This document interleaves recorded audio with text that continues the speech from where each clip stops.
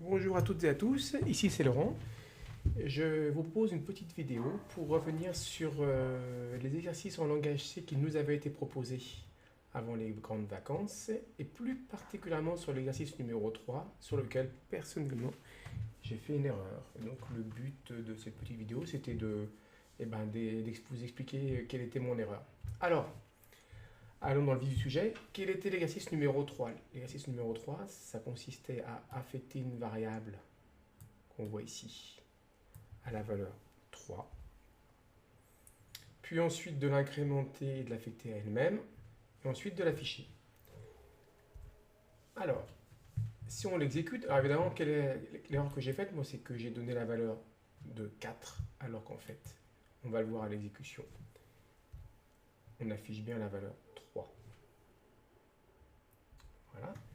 Alors, on va voir maintenant en détail, pour cela j'ai mis un petit point d'arrêt, ce que ça donne en pas à pas avec le langage des assemblées. Alors qu'est-ce qu'on voit? On voit ici que i égale 3, en fait, ça correspond à mettre dans la mémoire dont l'adresse est ESP. ESP, on voit ici que ESP c'est 60FE-F0, 60FE-F0, plus 1F, plus 1C, pardon, excusez-moi. On va mettre 1C, c'est peut-être mieux quand même. Voilà. On met la valeur 3. Alors vous voyez que pour le moment, il n'y a pas la valeur 3 parce qu'on n'a pas encore exécuté. Alors on y va, on va faire un petit pas. Qu'est-ce qu'on voit? On voit ici que, hop, la valeur est bien été mise à 3. On voit aussi ici le code en symbolique, donc on voit la variable en symbolique qui est bien mise à 3. Okay. Ensuite, qu'est-ce qu'on fait?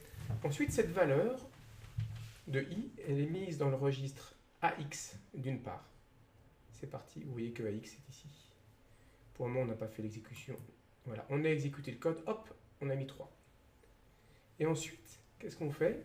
Cette opération ici, là, consiste à, ça qui est très intéressant, à mettre la valeur de AX dans DX en l'ayant incrémenté. Ce qui veut donc dire que ici, DX va passer à 3 plus 1, 4.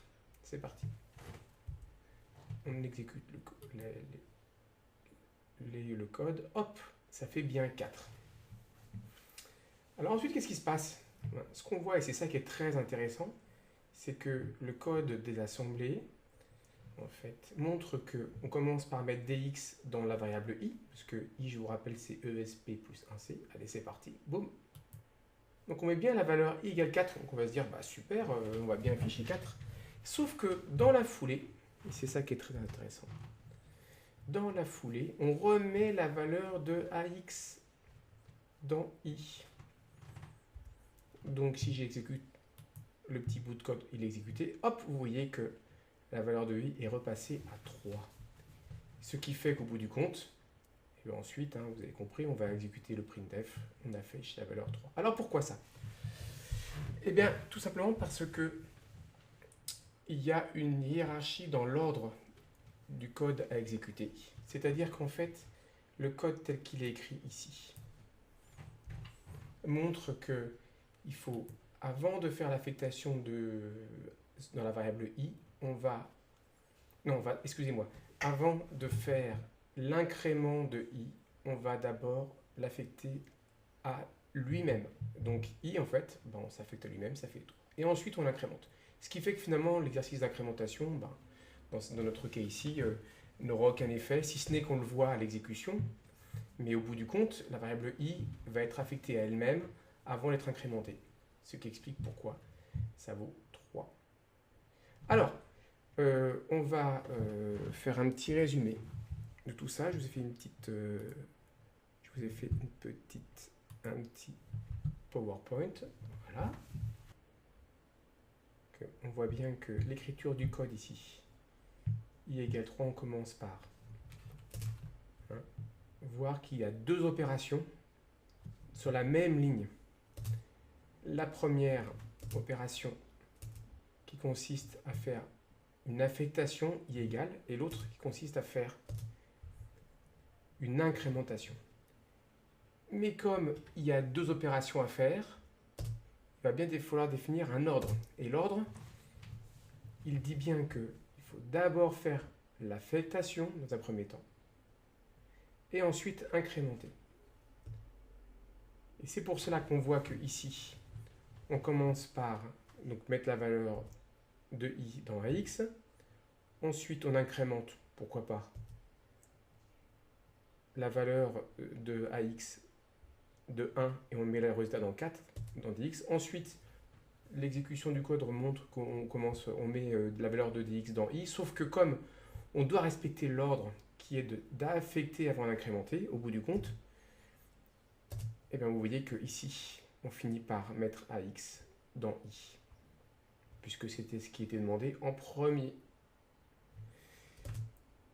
Voilà, c'est ce qu'on voit ici. D'où la valeur de i vaut 3. Voilà.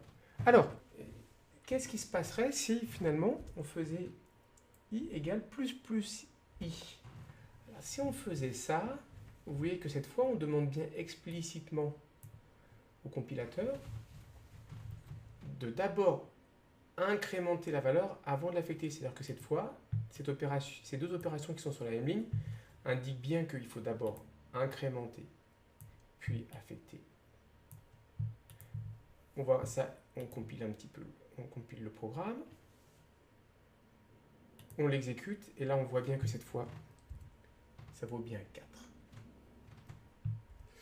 Et puis, on peut voir aussi que si on fait une exécution du code, cette fois, qu'est-ce qui se passe? Vous voyez que on commence par, ici, affecter la valeur 3 à la variable i, esp de point 1c. On le voit ici 3, on le voit ici 3. OK? Et ensuite, vous voyez que ici, directement, comme il n'y a aucune ambiguïté, on incrémente esp directement la variable de 1. Donc directement, sans passer par les registres. Et, pouf, et voilà, on passe directement à 4. Et après, ben, on va enchaîner sur le printf. OK? Pareillement, on pourrait dire aussi, mais si jamais finalement j'avais fait i++ tout court.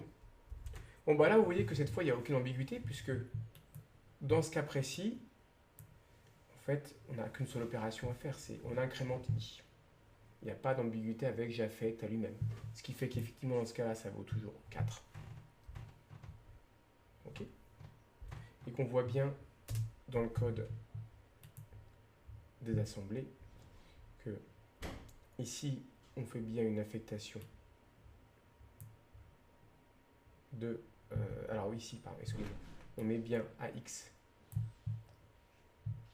3 pardon, dans la variable i et qu'ensuite on l'incrémente. Exactement le même bout de code que tout à l'heure. Okay, donc ce qui fait que ça fait toujours 3. On incrémente, ça fait 4. 4 ici. Et ensuite on affiche la variable. Voilà. À bientôt. Salut.